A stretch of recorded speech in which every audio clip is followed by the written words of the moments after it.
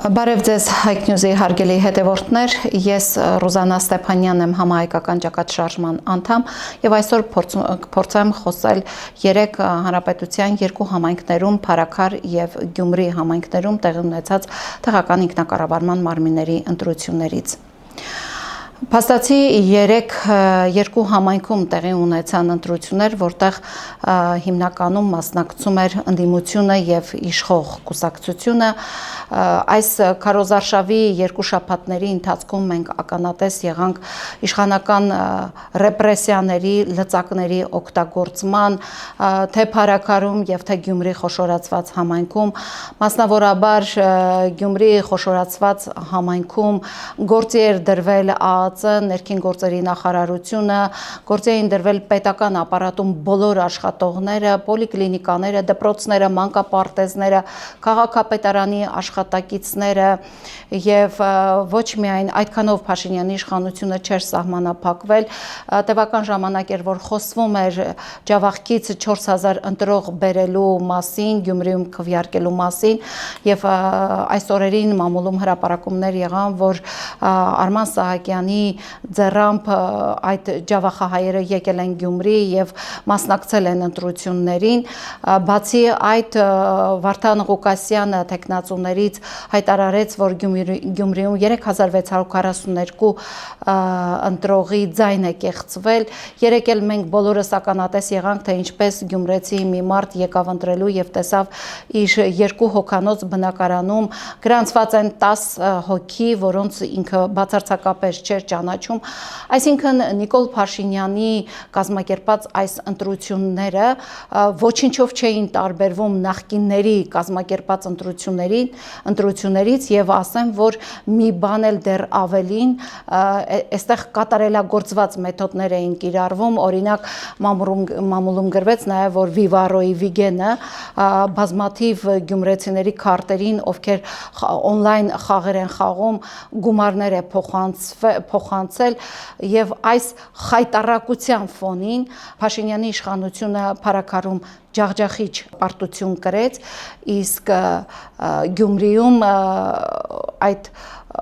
հսկայական իշխանական լծակները կիրառելով ստացել է մոտավորապես 36% ընտրողի ձայն եւ կարելի ասել, որ դա ոչ թե նույնիսկ ԿՊ-ի ձայներն են, այլ դա նույն ԱԱԾ-ի ձայնն է, նույն ներքին գործերի նախարարության, նույն պարեկների, այնտեղ դպրոցների իշխանական լծակով բերված եւ ինչու՞ չէ բոլորովին վերջերս ԿՊ-ացված Սարիկի ձայներն են։ Այս պահին, եթե Փարաքար համայնքում ընդհանուր առմամբ արդեն հստակ է, որ միանձնյա ղեկավարելու է միասնություն դաշինքը, ապա Գյումրիում որոշակի դեռ խնդիրներ կան։ Այստեղ ամենաշատ ձայները հավաքել է Վարդան Ղուկասյանը եւ նա քարոզարշավի ժամանակ դեռ հայտարարել էր, որ ով ամենաշատ ձայներ հավաքի, մյուս ընդդիմադիրները պետք է միավորվեն այդ ձայների շուրջ։ Այս պահին 2 տեխնացու ընդդիմադիր հայտարարել են, որ առանց նախապայմանների իրենց ձայնը տալու են ընդդիմադիր տեխնացու Վարդան Ղուկասյանին եւ միասին ձևավորելու են Գյումրու քաղաքապետի իշխանությունը, սակայն դեռ Մարտուն Գրիգորյանը, որի ձայնը հավաքած ձայների այդ տոկոսը շատ կարեւոր է, այս պահին որևէ հայտարարությամբ հանդես չի եկել, ավելին նրա շտաբում որևէ մեկը չկա, որ պատասխանի անգամ մեր զանգերին, լրատվամիջոցներ են այնտեղ եղել եւ Մարտուն Գրիգորյանը իրականում մինչ այս պահը կարող էր հայտարարությամբ հանդես գալ, եթե մտածենք, որ իր որոշումը հենց ինքն է կայացնում, սակայն քանի որ գիտենք Մարտուն Գրիգորյանի թիկունքում կանգնած է Սերժ Սարգսյանը, ուստի Մարտուն Գրիգորյանի ձայների հարցում որոշողը Սերժ Սարգսյանն է եւ եթե Սերժ Սարգսյանը որոշի, որ ընդդիմության ԿՎ-ին չեն միացնելու Մարտուն Գրիգորյանի ձայները, դա կնշանակի, որ Սերժ Սարգսյանի թեթև ձեռքով Գյումրիում նորից կվերարտադրվի ԿՊ-ն։ Եթե ընդդիմությունը այս պարագայում չմիավորվի, Գյումրին չի կարողանա ընտրել քաղաքապետի տեխնացու, իսկ չի բացառվում, որ ասենք մյուս ընտրություններին Նիկոլ Փաշինյանը ոչ թե 10 հոգի գրանցի Նիկոլ Փաշինյանի իշխանությունը, ոչ թե 10 հոգի գրանցի որևէ մեկի հասցեում, այլ օրինակ բերի 1000 ախուրյանցի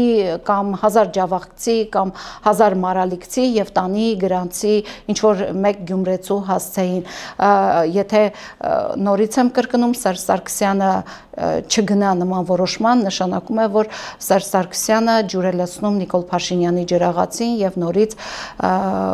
վերարտադրվելու է Նիկոլ Փաշինյանը։ Իսկ այնինչ տեղի ունեցավ Գյումրիում, սա վկայությունն է այն բանի, որ եւ Փարաքար համայնքում, որ Նիկոլ Փաշինյանը այլևս չի տիրապետում 21 թվականի իր ձայներին։ Երեք Նիկոլ Փաշինյանի падգամավորները ոչ միայն տխուր էին, ոչ միայն անտրամադիր էին, որովհետև ըստ երևույթին իրենց շեֆին այլ բան էին փոխանցել, այլ թվեր էին խոստացել, բայց իրականությունը այլ էր, այլ նաև այդ հավանաբար եւ կսկիծից կամ չգիտես ինչից հարբել էին ու փողոցներում շրջում էին, հարբած падգամավորներից մեկը նույնիսկ առանց վարանելու ասաց, որ դե 26 թվականին մենք չենք լինելու, մտածում են երևի թե մինչև 26 թվականը կկարողանան երկիրը հանձնել Թուրքին, դրա համար իրենք չեն լինելու, բայց թե Փարաքարում, թե Գյումրիում հայ հասարակությունը ցույց տվեց, որ այլևս ՔՊ-ի խաբկանքներին չեն տրվի, որովհետև նույն գյումրեցիները իրենց այս քվեարկությամբ ասացին, որ իրենք դեմ են թրքահպատակներին, Փարաքարում արձանագրեցին, որ միանշանակ դեմ են թրքահպատակներին եւ ցավոք մենք երեկվա Գյումրու ընտրություններում հասկացանք, թե վերջին 6-7 տարիներին ավելի խորապես այսպես տեսանք, թե վերջին 6-7 տարիներին ովքեր են կառավարում մեր երկիրը եւ ում ձեռքով է մեր երկիրը մաս տրվում թուրք-ադրբեջանական տանդեմին։ Եթե Նիկոլ Փաշինյանի падգամավորները անգամ իրենց թիմի համար այդ վճռորոշ օրերին չեն կարողանում հարբեցողությամբ չզբաղվել, նշանակում է մեզ համար վճռորոշ օրերին ընդհանրապես նրանք ես չեմ նույնիսկ վարանում ասել, գուցե եւ հարբած վիճակում են ստորագրում երկրի համար կարևոր փաստաթղթերի տակ։ Եվ այս պահին ես ուզում եմ ասել, որ համահայկական ճակատշարժումը, շարժման առաջնորդ Արշակ Կարապետյանը դեռ ընտրություններից առաջ կոչով դիմել էր բոլոր ընդդիմադիրներին, ասելով, որ միավորվեն, որովհետև միայն միասնական ջանքերով հնարավոր կլինի այսքան իշխանական լծակների դեմն առնել եւ Գյումրիում ՔՊ-ին իր տեղը ցույց տալ, այդ թվում եւ Փարաքարում։ Այս պահին թերևս դեռ ընդդիմադիր հանդիսացող Մարտուն Գրիգորյանը չի անսացել մեր այդ կոչին, համահայկական ճակատշարժման կոչին, այլապես մենք սպասում ենք այդ միավորմանը, սպասում ենք ոչ միայն մենք, Գյումրին է նաև սպասում, գյումրեցին է սպասում այդ հայտարարությանը եւ դժվար թե Մարտուն Գրիգորյանը, որի հորը, որի որդուն ձերբակալել են, իր մեջ այնքան տղամարդկություն չի գտնի, որ դեմ գնա Նիկոլ Փաշինյանին, վերցնեն Գյումրու իշխանությունը եւ կառավարեն Գյումրին արժանապատվորեն։ Թեպետ ոմանք ասում են, որ գուցե իր վրա ճնշում լինի, գուցե եւ այլն, մենք հասկանում ենք, որ իշխանությունը կարող է ճնշումներ բանեցնել, եթե ինչպես այսօր Վարդան Ղուկասյանն էր ասում, թուրքեր են անգամ բերել Գյումրի եւ հորդորում է լրագրողներին գնան տեսնեն, թե այդ թուրքերը որտեղ են նաեւ գիշերակաց ունեցել, չենք բացառում, որ կարող է եւ գնա ձերբակալություններ, նոր ձերբակալություններ լինեն, սակայն դա չպետք է որևէ մեկ տեխնացուի խանգարի, որ ինքը կայացնի ճիշտ որոշում, որովհետև Գյումրեցին իր ձայնը տվել է ընդդիմությանը եւ կլինի Մարտուն Գրիգորյանը թե որևէ մեկը իրավունք չունի այսօր Գյումրեցու ձայնը փոշիացնել հանուն Նիկոլ Փաշինյանի իշխանության վերարտադրության։ Եթե նման իրավիճակ լինի, համահայկական ճակատշարժումը խստորեն կդատապարտի եւ ինչպես նախորդ անգամ ասել էինք, քաղաքական դաշտի ընդդիմադիր օկուպանտների վերջը մեծ առումով կգա։ Շնորհակալություն այսքանը։